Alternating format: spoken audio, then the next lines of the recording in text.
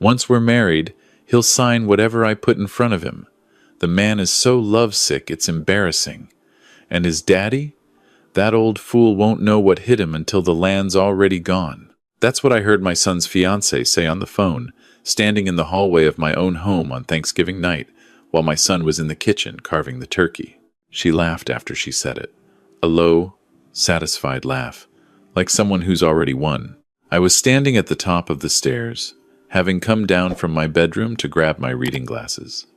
I stopped cold on the third step from the bottom. The pocket door to the sitting room was half open, and through the gap I could see her silhouette near the window, her back turned, her voice kept low the way people keep their voice low when they're saying something they know they shouldn't. I didn't move. I barely breathed. The timber rights alone are worth close to $2 million, she continued, and he's already put Daniel's name on the deed. All I need is to get the ring on my finger, give it about a year, and then we restructure. It'll look completely voluntary. Trust me, I've done this before. A pause while the other person spoke. Daniel won't be a problem. He thinks I hung the moon. He actually cried the first time I told him I loved him. Can you imagine? More laughter. I gripped the banister. My knuckles went white. In 37 years of building a life in Polk County, Texas, I had never once wanted to put my hands around another person's throat. In that moment, I understood exactly how that impulse feels. I straightened up slowly, took one long breath, and walked the rest of the way down the stairs, making just enough noise to announce myself. By the time I pushed open the pocket door, she was already slipping her phone into the pocket of her cardigan, turning to face me with that wide, easy smile she always wore around me. "Harold," she said brightly. "I was just stepping away for a second. It's so loud in the kitchen." I looked at her for a moment. She was 28 years old, pretty in a careful, deliberate way. With dark hair she wore pinned back and sharp eyes that processed a room the way a contractor prices a job. My son had introduced her 9 months ago, and from the beginning something about her had sat wrong with me. I'd told myself I was being a protective father, told myself I needed to give her a chance. "Dinner's almost ready," I said. "Daniel's been asking where you went." Her smile didn't waver. "I'll be right there." I nodded and walked back toward the kitchen. I didn't look back. But I made a decision in those 10 steps that I didn't fully understand yet. I only knew that everything had just changed, and I was the only one in this house who knew it. My son Daniel was 31 years old and had grown up on the same 340 acres outside Livingston that his grandfather had bought in 1961. Gentry Timber and Land was never a corporation or a dynasty. It was a family operation, built by my father, expanded by me, and now 2 years ago formally transferred into a partnership with Daniel, whose name sat beside mine on every deed and every contract. I'd done it for the same reason most fathers do things like that. I wanted him to have something real while I was still alive, to see him enjoy it. I wanted him to know the land was his. His mother had passed 6 years earlier from a brain aneurysm that took her in a single afternoon. No warning, no goodbye. After that, it was just the two of us, and we had found a rhythm together, a quiet and steady kind of closeness that I don't think either of us could have put into words. He worked the property alongside me. We ate dinner together most nights. We were not the kind of father and son who said "I love you" easily, but we understood each other in the way that people do when they've been through a loss that rearranges everything. When Daniel brought her home that first time and introduced her, she shook my hand firmly and said, "Daniel's told me so much about you. This property is absolutely stunning. Not your home, not the farm, the property." I filed that away and said nothing. She worked in real estate development in Houston, she told me. She was good at her job, she told me. She drove a car that cost more than I paid for my first tractor. I filed all of it away and said nothing. By the time he proposed to her in September, she had been to the property 4 times. She always wanted to walk the timber lines. She always asked questions about the lease agreements with the logging contractors. She complimented me constantly, with the focused sincerity of someone practicing a skill. My son was completely, helplessly in love with her.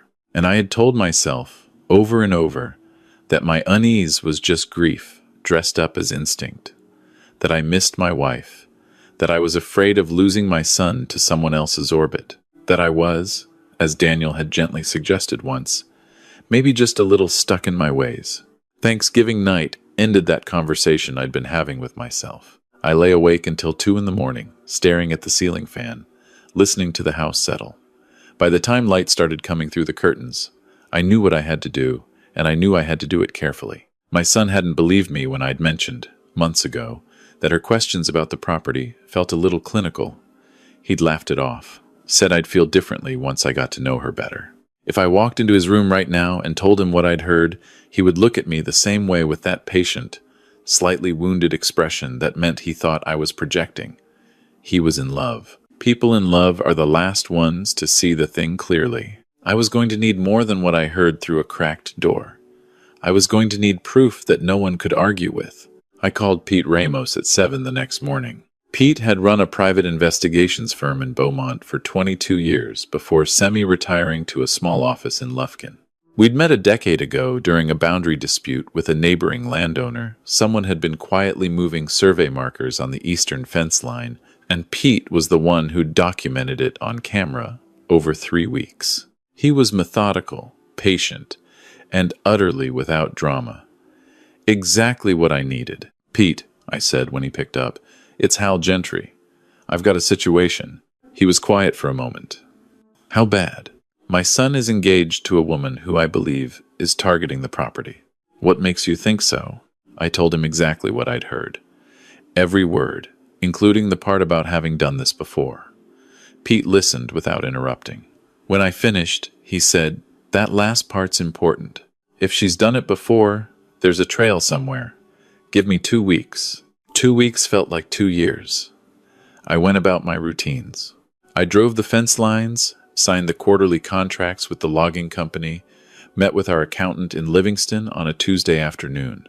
Every evening I sat in my study and waited for Pete's calls, watching the deer come into the clearing at dusk, the way they always did, not really seeing them. Daniel called twice that week, cheerful, talking about the wedding timeline. He wanted a spring wedding. She wanted something intimate but elevated, whatever that meant. He asked me if I was feeling all right. I told him I was fine, just tired. 5 days in, Pete called. "Hal, her name isn't Brianna Collier. It's Brianna Vogt. Changed it legally about 4 years ago in Harris County. Before that, she went by Brianna Vogt Marsh, which was her married name. She was married to a man named Scott Marsh in Beaumont. They divorced in 2019.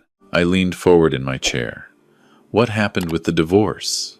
That's the interesting part. Scott Marsh owned a small trucking fleet with his father. 4 trucks, established routes, decent operation. Brianna entered the picture in 2017, married Scott in 2018, and had her name added to the LLC as a partner within 3 months of the wedding. The father didn't like it, said she pushed for it, and Scott went along. What happened to the business? It's gone. By the time the divorce was finalized, the LLC had been used as collateral on 2 loans that Brianna had arranged. Both loans went into default. The trucks were repossessed. Scott's father had a heart attack in the middle of the proceedings. He survived, but the business didn't. Scott works for a freight company now, making $20 an hour. I sat with that for a moment. My hands were very still on the desk. Is there more? There's always more. Give me another week. The second week was harder than the first.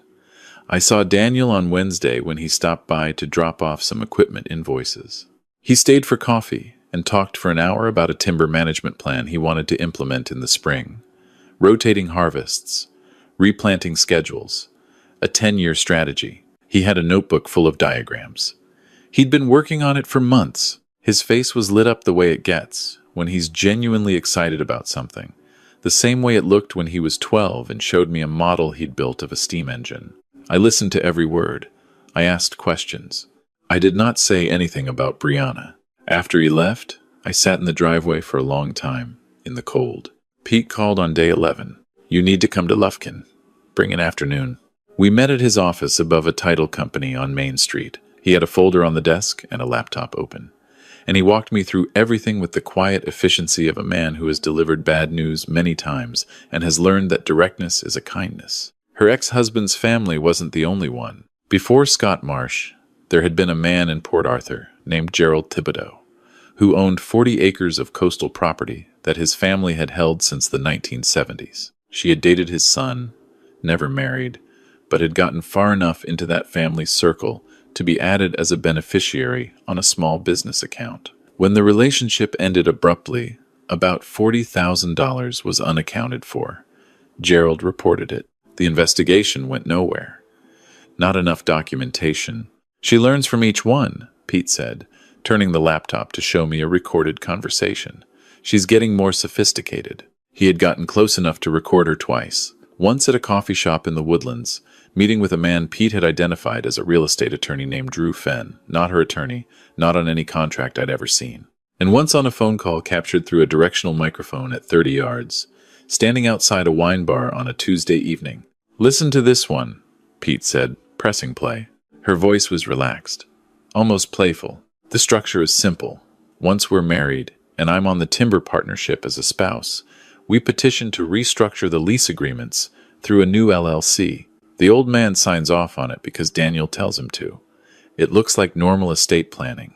By the time anyone realizes the original lease revenue is being redirected, we're already 2 steps ahead.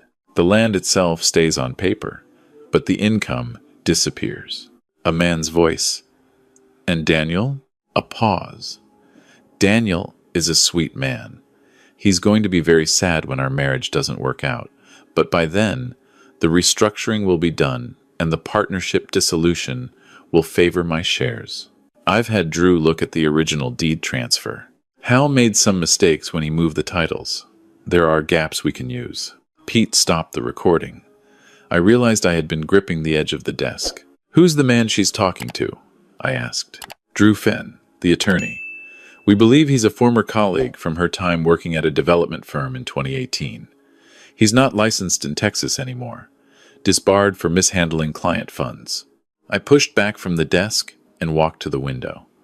Below me, Main Street was going about its ordinary business. A woman was walking a dog. 2 men were loading boxes into a hardware store. Everything completely normal. "The gaps," she mentioned, I said. "In the deed transfer. I had a land attorney look at the transfer documents. There are some, not catastrophic, but exploitable under the right circumstances." I turned back to face him. "What do I do with all of this?" Pete folded his hands on the desk. "You have a few options.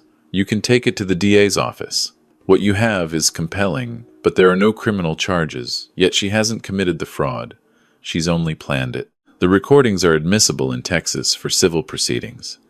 But criminal use gets more complicated." Or, he paused.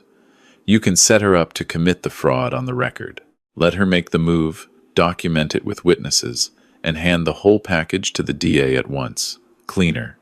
More prosecutable. More dangerous," I said. "Yes, because you'll need Daniel involved, and he doesn't know yet." That was the part I had been dreading. I drove home and sat in the kitchen for a long time. There was a photo on the refrigerator that Daniel had put there years ago, before his mother died, the 2 of us on the back 40 on a fall morning. He was about 17, both of us grinning at something that was just off frame.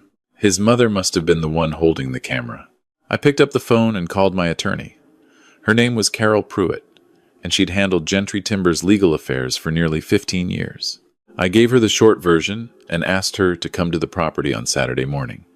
Then I called Pete back and told him I wanted to set the trap. I told Daniel on a Friday evening. I drove to his house in Livingston, a 2-bedroom place near the lake that he'd bought 3 years ago, and I sat down at his kitchen table and put Pete's folder in front of him without saying anything first. He looked at the folder, then at me, and his expression was already cautious. "What is this?" "Read it," I said. "Take as long as you need." He read in silence for 20 minutes. At some point he stopped reading and just sat very still. I watched his face move through expressions I recognized from when he was a boy: confusion, resistance, the particular stillness that comes just before something cracks. "This could be misinterpreted," he said finally. His voice was very careful, controlled. "Daniel, The recording, you don't know the context. Son, he looked up. I know this is the last thing you want to hear from me. I know that. I've been sitting on this for 2 weeks trying to figure out how to tell you, and there's no version of this that doesn't hurt. But I am your father, and I will not watch this happen to you and pretend I don't see it. He put the folder down on the table. He pressed his hands flat against the surface. He didn't say anything for a long time. She told me you'd do something like this, he said quietly. I kept my voice steady. What do you mean? A few weeks ago, she said she felt like you'd never accept her, that she thought you were looking for reasons to disapprove. He paused. She said I might have to choose eventually. I let that sit between us. She said that, I repeated. I thought she was being insecure. I told her she was wrong. He picked up one of the photographs Pete had included her and Drew Fenn at the coffee shop, leaning over documents, her finger pointing at something on a page. He studied it for a long time. When was this taken? 3 weeks ago. Tuesday morning. She told me she was in Dallas that week, a development conference. He set the photograph down very carefully, like it was made of something fragile. Neither of us spoke for a while. What do you want me to do? He said, finally. I need you to help me give her the opportunity to do exactly what she's planning. On the record, with witnesses. He looked at me. His eyes were red at the edges, but his jaw was set. He looked, in that moment, more like his mother than he ever had. Tell me how, he said. Carol drafted a set of documents over the following week. On paper, they represented a legitimate estate planning restructure, exactly the kind of move that someone in Brianna's position would find irresistible. The documents proposed a new LLC for the timber lease operations, with provisions for spousal inclusion upon marriage. They included language about partnership efficiency and simplified inheritance structures. To someone who'd been planning exactly this play, it would look like we'd handed them the keys. I had Daniel call her and tell her that his father had finally come around, that I wanted to modernize the property's structure before the wedding, that I needed both of them to come to Carol's office on a Thursday afternoon to go over paperwork. She said yes immediately. She said she was so glad I was warming up to the idea. The night before the meeting, Daniel stayed at the property. We didn't talk about the next day. We sat on the back porch after dinner, in the dark, listening to the tree frogs, the way we used to when he was in high school and couldn't sleep. I keep thinking about Mom, he said. Me too. She would have seen it right away, wouldn't she? It wasn't really a question. I thought about his mother, about her particular brand of clear-eyed patience, the way she could read a person in a single conversation and know exactly who they were. Probably before she finished shaking her hand, I said. He made a sound that was almost a laugh. We stayed out there until the moon came up. She walked into Carol's office Thursday afternoon in a charcoal blazer and low heels, carrying a leather portfolio, looking every bit like someone who does this professionally, which, in a sense, she did. She kissed Daniel on the cheek, shook Carol's hand warmly, and sat down at the conference table with the easy confidence of someone who thinks they are the smartest person in the room. Drew Fenn was not with her. That was interesting. She was running this one herself. Carol walked her through the documents slowly. I watched her eyes move across each page. I watched the moment she understood what she was looking at, a tiny shift, a slight quickening, like a hawk spotting movement in the grass. She asked 3 questions, all of them precise, all of them aimed at the provisions that would benefit her most. She suggested 2 minor modifications to the partnership language that would, as Pete had predicted, give a spouse disproportionate claims in a dissolution. Carol wrote down the modifications and nodded as if she was considering them. I think we can work with that, Carol said. Let me redraft and we can circle back next week. That was when Brianna made her mistake. She reached into her portfolio and produced her own documents, neatly typed, already formatted to match the structure we'd shown her, with her suggested modifications already incorporated. She slid them across the table toward Carol. I had my own attorney look at a similar structure, she said. This version might save us a step. The room went very quiet. Carol looked at the documents without touching them. She looked at me. Then she looked at Brianna. Your attorney, Carol said. Would that be Drew Fenn? The color in her face shifted. Just slightly. Just enough. I'm not sure what you mean, she said. Drew Fenn was disbarred in Texas in 2021 for mishandling client funds, Carol said. His name is on the footer of this document, page 3. Brianna looked down at the document in front of her. For the first time since I'd known her, the smooth surface of her expression showed a crack. Daniel spoke then. He'd been quiet the entire meeting, sitting to my left with his hands folded on the table. His voice was completely level. "We know about Scott Marsh," he said. "We know about the trucking company. We know about Gerald Thibodeau in Port Arthur. We have recordings, Brianna. We have photographs. We have 2 weeks of documentation." He paused. "And we have this." He placed his hand flat on top of the documents she'd brought. "Which you just handed to our attorney of your own free will?" She looked at him for a long moment. Then she looked at me. I don't know what she expected to see. Triumph, maybe, or anger. I didn't feel either of those things, sitting there. I felt something quieter. The specific relief of a man who has been carrying something very heavy and has finally been allowed to set it down. "I think you should leave," I said. "And I think you should speak to an attorney, a legitimate one." She left without another word. She took her portfolio. She left the documents. Carol was on the phone with the district attorney's office before Brianna's car had cleared the parking lot. The investigation took 4 months. Pete turned over his full documentation, including the recordings. The DA's office contacted Scott Marsh's family in Beaumont and the Thibodeau family in Port Arthur. Both cooperated. Scott's father, who had largely recovered from his heart attack, agreed to speak to investigators. Gerald Thibodeau wrote a 12-page statement. Drew Fenn was arrested in February on charges of conspiracy to commit fraud and practicing law without a license. He took a plea deal in March and testified against her in exchange for a reduced sentence. Her trial lasted 9 days in a Polk County courtroom. I sat in the gallery every day. On the 5th day, Scott Marsh took the stand. He was quiet, precise, and devastating. He described in plain language how the business had been built by his grandfather, how his father had run it for 30 years, and how it had been gone within 18 months of his ex-wife's name appearing on the paperwork. He described his father sitting at the kitchen table the night the last truck was repossessed, staring at the wall, not speaking. On the 7th day, Daniel testified.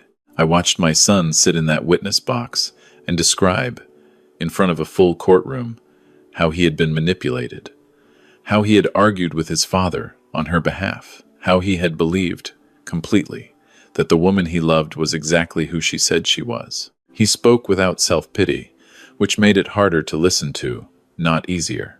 At one point, he looked directly at the jury and said, "I'm not telling you this so you'll feel sorry for me. I'm telling you this so you understand what she does and how she does it, and so it doesn't happen to the next person." I had to look at the floor for a moment after he said that. The jury deliberated for 6 hours. Guilty on all counts. Conspiracy to commit fraud, attempted theft by deception, and fraudulent use of legal instruments. She was sentenced to 9 years.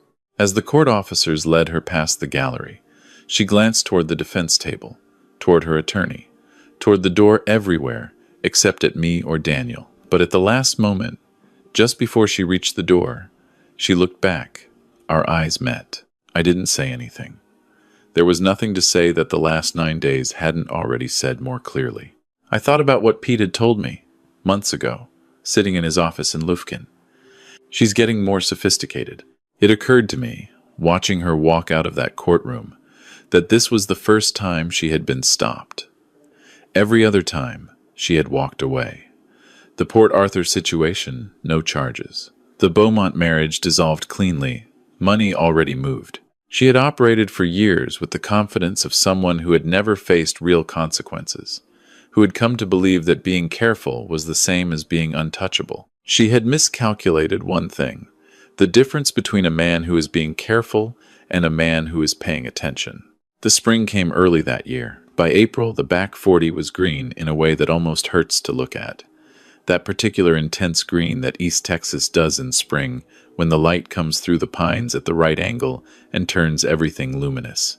Daniel had already started on his timber management plan. He'd brought in a forestry consultant, staked out the first rotation zone, planted a test row of loblolly seedlings along the eastern fence line. I walked out to find him one afternoon, and he was kneeling in the dirt next to a seedling, pressing the soil around its base with both hands, the way you do when you're making sure something is going to hold. He looked up when he heard me coming. "These will be ready for first harvest in about 15 years, he said. "I know. You'll be almost 80. I know that too." He stood up and wiped his hands on his jeans, looking out across the property. The light was doing that thing it does in late afternoon in April, going gold and heavy, laying itself across the land like something you could almost touch. "I owe you an apology," he said. "You don't." "I do. I told you that you were being overprotective. I told you to give her a chance. I told you—" He stopped. "I let her use me to doubt you. She was very good at what she did," I said.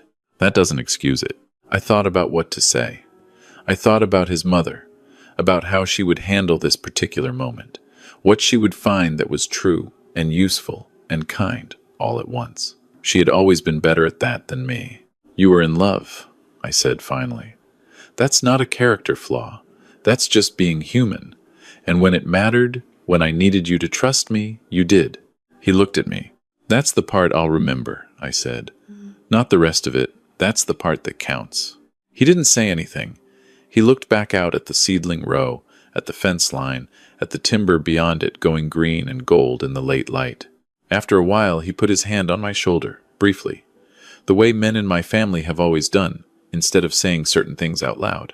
We stood there for a while, not talking, watching the light change. The logging contractor called that evening to talk about the summer schedule.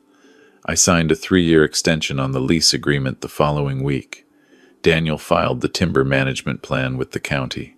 We had dinner together on Thursday nights, the same way we'd been doing for years, and sometimes I'd catch him looking at the property, at the land itself, the fences, the pine ridge line, with the expression of a man who understands, maybe for the first time, exactly what he has. There's something I've thought about a lot since everything ended. People ask what the hardest part was. They expect me to say it was the evidence, or the waiting, or sitting through the trial. But the hardest part was that Thursday night in his kitchen, putting a folder on the table and watching my son's face as he read it. The hardest part was knowing that telling him the truth was going to cause him pain that I couldn't take back, and doing it anyway because the alternative was worse. That's the thing nobody tells you about protecting someone you love. It doesn't always look like protection. Sometimes it looks like the most hurtful thing you've ever done to them. Sometimes the truest form of love is the one the other person resents you for, right up until the moment they don't. My son shook her hand at a charity event 8 months later she was attending through a nonprofit she'd been connected to, and he was perfectly civil, perfectly composed. He told me about it that Sunday over the phone, matter-of-factly, like it was just a thing that had happened.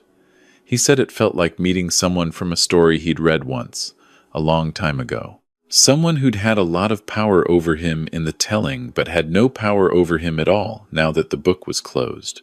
I thought that was about as well put as anything I'd heard. The 340 acres are still ours. The timber partnership still has both our names on it.